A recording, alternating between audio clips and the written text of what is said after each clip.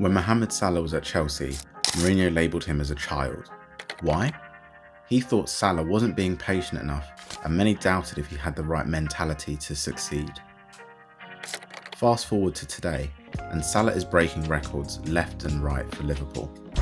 So how did this Chelsea reject become one of the most feared attackers in the world of football? Let's break down the journey of the Egyptian king. In January 2014, Chelsea signed Mo Salah, a promising 21-year-old winger from Basel. The young Egyptian had impressed many top clubs with his performances in the Swiss League and Champions League.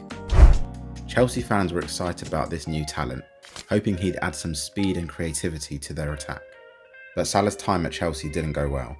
He struggled to get into the first team, playing only 19 games across all competitions in his first year. The Premier League's physicality and fast pace seemed to catch Salah off guard, and he looked out of depth when he did play. Jose Mourinho didn't help by criticising Salah's performances publicly. This kind of criticism can really hurt the young player's confidence, and seemed to affect Salah's growth at Chelsea. Compared to other young wingers at the time, Salah's stats at Chelsea were pretty disappointing. He wasn't making nearly as big an impact as Eden Hazard. So what went wrong for Salah at Chelsea? He had trouble with the physical side of the Premier League and struggled to play well with his teammates. The pressure of being at a big club like Chelsea, plus not getting many chances to play, seemed to be too much for the young Egyptian. By the start of the 2014-15 season, it was clear Salah was not going to make it at Chelsea. He only played 3 times in the first half of the season for a total of just 30 minutes. In February 2015, Chelsea loaned Salah to Fiorentina in Italy. As Salah left for Italy, no one could have guessed what would happen next. The move to Fiorentina wasn't just about getting more playing time, it was the start of a big change in Salah's career. Salah's story wasn't over yet. His time in Italy would be a turning point, leading to an amazing comeback that surprised everyone. Italy was about to see a change in Salah that would make the Premier League take notice. Salah came to Florence with a point to prove. Fiorentina gave him a shot to restart his career, and he grabbed it. The young Egyptian winger quickly found his feet in Serie A, showing off the speed and skill that had once made him so promising. In just 16 games for Fiorentina, Salah bagged 9 goals and 3 assists. This caught Roma's eye, and he kept getting better there on out. Over 2 seasons in Rome, Salah's numbers were very impressive. 34 goals and 14 assists in 65 games. He even scored a hat-trick against Fiorentina, his old team. But what made Salah's rise in Italy so special was how he adapted his game. He was still fast, but now you could see he could finish better and make smarter decisions on the pitch. Salah's performances in Italy got people talking all over Europe. He proved his doubters wrong and showed that he could play at the highest level. His consistent scoring and exciting play made him one of Serie A's best players. But a new challenge was coming, because it's all well and good doing it in Serie A, but can he do it in the most competitive league in the world? Liverpool offered £43 million for Salah, showing they believed in him. And this move raised a big question. Could Salah bring his Serie A form back to the Premier League? It was time for Salah to return to England and face his biggest test yet. £43 million for a Chelsea reject? It seemed like madness, but this apparent risk was about to become the Premier League's biggest bargain. Salah was ready to write a new chapter, and it promised to be his most explosive yet. When Liverpool announced the signing of Mo Salah in June 2017, Jurgen Klopp saw something special in the Egyptian winger. He believed that Salah's pace and direct style would fit perfectly with Liverpool's high-intensity attacking system. While some questioned the price tag, Klopp was confident in Salah's potential. From his first game in a Liverpool shirt, Salah showed he was a different player from the one who struggled at Chelsea. He scored on his debut against Watford, and then the goals just kept on coming. And as the season went on, Salah's performances went from impressive to extraordinary. He gave defenders nightmares with his speed and sharp finishing, and the football world took notice. Salah lived up to the hype and then some. He set a record by scoring in 24 different Premier League games in one season, and in the last game, he scored his 32nd league goal, breaking the record for the most goals in a 38-game Premier League season at the time.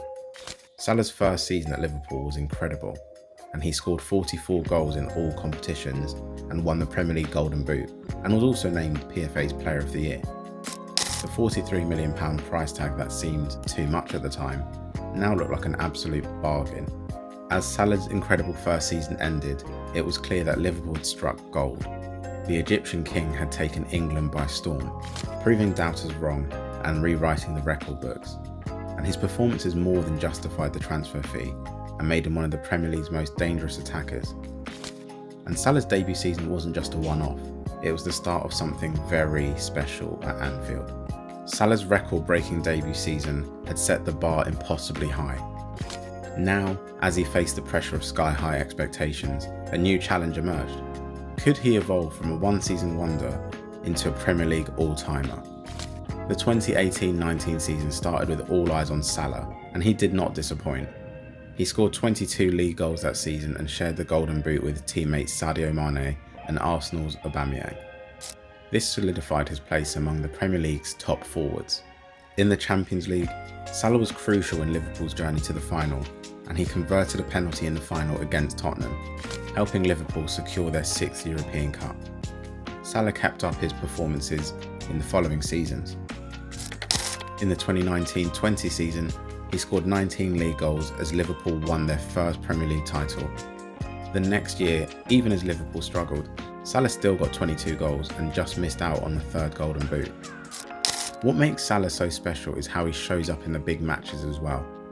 His goal in the 2019 Champions League final and his goals against fierce rivals Manchester United and Manchester City are just great examples of how he rises to the occasion and how many times he does it. Salah's goal scoring record is impressive, and in just 4 seasons, he'd already scored over 100 Premier League goals, faster than any other Liverpool player. And his awards show how good he's been. 3 Golden Boots, a PFA Players Player of the Year award, and lots of team trophies. People call him the Egyptian king for a reason. Salah has been one of the Premier League's best players, year after year. He's proved wrong anyone who doubted he could keep playing so well. Every season he scores goals, sets up teammates, and plays in a way that excites fans and frustrates opponents. But Salah's individual success is only part of the story. He's helped transform Liverpool as a team. The club was once struggling, is now one of the best teams in England and Europe, with Salah leading the way. His impact goes way beyond just playing football. He inspires fans and young players alike. Most Salah's stats are jaw-dropping, but somehow his recognition doesn't quite match up. He's got 3 Premier League Golden Boots and 2 PFA Player of the Year awards. And you'd think everyone would call him one of the best based on that, right? But in 2023, he scored 30 goals and set up 16 more, and still didn't make the top 10 for the Ballon d'Or. It's puzzling. And what makes Salah special is how consistent he is. He's not just having a good run, he's bringing it in year after year. He scores goals and creates them too, often hitting double digits in both categories. This puts him up there with the very best. So why doesn't everyone see Salah as world class? Maybe it's because when you're in the Premier League, it's so competitive, with lots of great players possibly overshadowing him. And when you look at how Salah's treated in comparison to other top players, things just don't seem to add up. Players with similar or even worse stats often get more praise worldwide. Just look at the 2023 Ballon d'Or list. Salah's amazing season wasn't enough to even get him into the top 10. And it's not just about awards either. It's like people expect him to be great now, so they don't make as big a deal anymore. The whole situation has sparked a debate about Salah's place in football history. Some say he's the best right winger the Premier League's ever seen, while others aren't still sure about his legacy. As Salah keeps scoring and breaking records, you have to wonder, is he getting the credit he deserves? Salah's story shows us that sometimes, even when the numbers are there, recognition doesn't always follow. But it shows there is still merit in keeping at it and believing in yourself. Salah just keeps playing his best, and whether people talk about him or not, he's writing a story that people in the future won't be able to ignore. With his latest interview, it seems like he's all but confirmed he's leaving Liverpool at the end of the season. So it's a great time to leave you with this question. Where does Salah rank in the top Premier League players? Is he an all-timer? Is he the best right wing ever in the Premier League? It'd be great to get your thoughts, and I'll catch you in the next video.